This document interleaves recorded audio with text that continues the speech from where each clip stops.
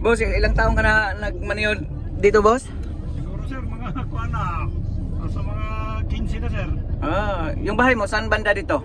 Yan lang po sir, dito sa may kuha na sir. Bandang recto sir. Bandang recto. Sa ngayong election, boss, sino kaya yung ibubuto natin? Siguro sa tingin ko, parang gusto ko balikan yung cancer, yung dati. Sino, si? Mirisco Moreno. Naku, ang galing mo, sir. Siguro, nararamdaman mo yung sitwasyon ngayon sa City of Manila. Opo sir, kasi nakikita ko parang sumisikip na din eh. Saka bumabalik na din yung mga tulunggis din. Nako, yan kaya- din yung isang dahilan kung bakit babalik si Yormisco Moreno eh. Kasi nung kapanahonan niya, di ba, naalala mo, 24/7 siya, nag-iikot. Talaga. Tapos, pansin mo ba kuya, yung mga basura natin dito? Oo, salamat na. Ang baho na, para ng dugyot. Naku po, kaya palang dami nang nag-iiyak ang mga Manileño dahil sa buong akala naman kasi natin na yung nagawa ni Yormisco Moreno ay pagpatuloy Wala. ng kanyang kanyang vice mayor noon. Oo, si Lacuna. Lacuna. Saka Saka talaga pagkuhan. Kulang sa alam. tama. Saka yung mga seniors natin mukhang napabayaan yata. Oo. Mga allowances. Saka, di ba sir, palagi ka dito sa lansangan Opo, sir. anong nakikita mo dito? Sa pagkangayon, Oo. parang yun nga ang tingnan ko, parang hindi tayo sit. Isa din yun kasi panahonan ni Yormisco Moreno kasi mukhang safe yung mga anak natin, estudyante natin. Yan, at saka yung maglalakad tayo sa karsada, hindi tayo panatag tayo. Oo. Saka yung sa routine ba, no? Yung laging napapabalita. Ay, oo. Madalas na ngayon. Dalas na ngayon. Harap-harapan pa, no? Walang takot. Walang takot yung mga alam ng bituka dyan. Kasi yung sa pagkapanahonan ni Yormisco Moreno, siya mismo na nakatutok dyan eh. Oo. Hindi man 100% pero talagang 98 or 99% Malaking bawas talaga. malaking bawas. Oo. Kaya yung kaibahan sir sa mga sa mga politikong nagtatrabaho at saka yung mayor sa pangalan lamang. Pag nagtatrabaho ka talaga tapos alam mo yung ikot.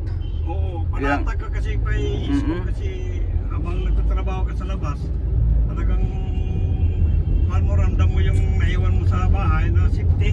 Yun yung tatawag sir na ramdam mo yun na may pamalaang Maynila. Oo.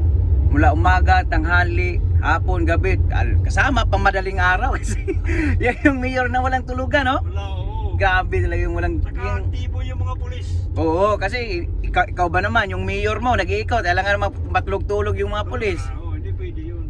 Ngayon wala na. Kaya nga talagang nakikita ni Yorme na kailangan na siguro yung bumalik kasi okay na to nung araw nung panahon niya Ibalik dapat. Oo. Pag panalangin lang natin sir na walang dayaang mangyayari, no? Sana Oo, kasi palain si Yorme. Kasi ngayon pa lang panalo na siya Ang kulang lang talaga yung formalidad ba? Basta wala lang dayaang mangyayari. Oo, tama yan. Ano mamang masasabi mo ni Sam Versosa sir?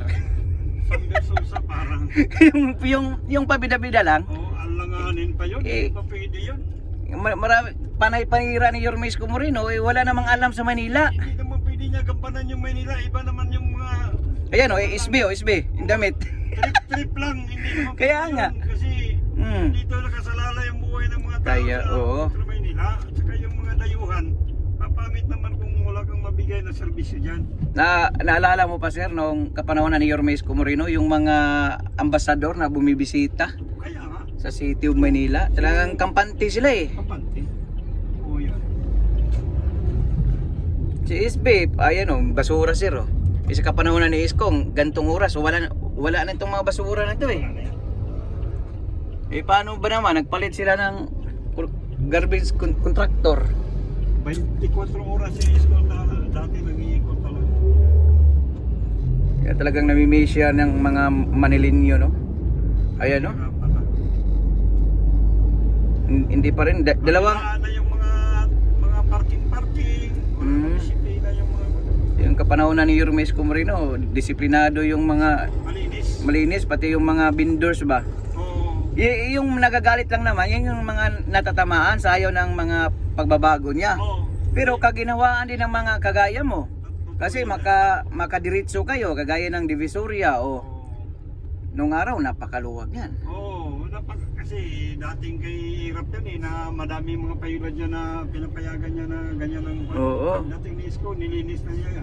Kaya yung mga galit lang kay Yorme, yung mga tulunggis lang din ng mga vendors. Sila lang kumikita. Oo, kasi yung tatawag ni Yorme na si Eddie at si Patty lang kumikita eh. Oo. Kasi may mga organizer yan na humahawak. Opo. Malapit din naman yung paghukom sir, isang linggo na lang, mahigit. Manalangin na lang tayo na yun na lang mangyari na walang dayaan. Luluwag din to ng itong Manila, mabalik din to sa dati. Oo. Saka malakas iba. Niya.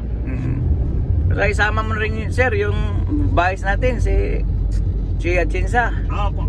At ng buong Your Miss Choice para sulit. Na lang, sulit, straight na lang. Straight na tayo. lang talaga 9-0 bawat distrito kasi pag nahaluan yan, mababagalan yung gustong mangyari ni Yorme kasi idadaan sa City Council ng pag-a-approve niyan eh. Tama. Kuha na lang, sulit. Kuha na lang tayo. Street vote. Straight vote na lang tayo.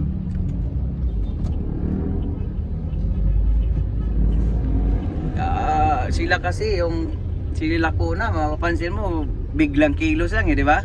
Oo. Na lumalabas lang sa tuwing eleksyon, pagkatapos ng eleksyon, hindi mo naman hagilap yan.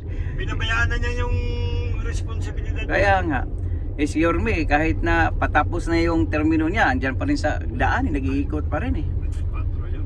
Iba kasi yung ramdam mo yung lansangan ba, Yorme Isko Moreno, laking kalsada yan eh. Oo. Tama yun, sir. Porsigido lang talaga sa buhay. Pupwede pala, magiging mayor yung basurero. Oo, tama.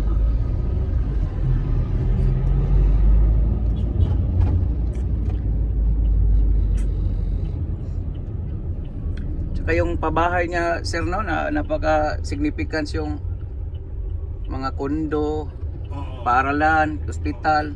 Biruin mo, 3 taon lang na nagawa niya yon. Tinumaan talaga niya ng Paraan. ano yan. Oo, tapos sasabihin ni Lacuna ngayon, hindi daw makabuluhan. Nakakatawa naman siguro. Kasama naman siya noon. Oo. Tapos ngayon, panay pukol sa utang, benta. Ganun talaga, paninira na lang yan. Nanira lang, pero hindi man niya naisip na hindi walang Lacuna ngayon kung walang Isko. Totoo yan. Kaya nga sabi ni Yorme, tao lang ang umusga. Kasi alam naman nila kung ano yung totoo. Totoo, sir. Tama yan, sir.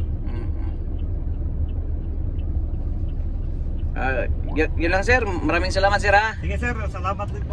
Sige, God bless, God first.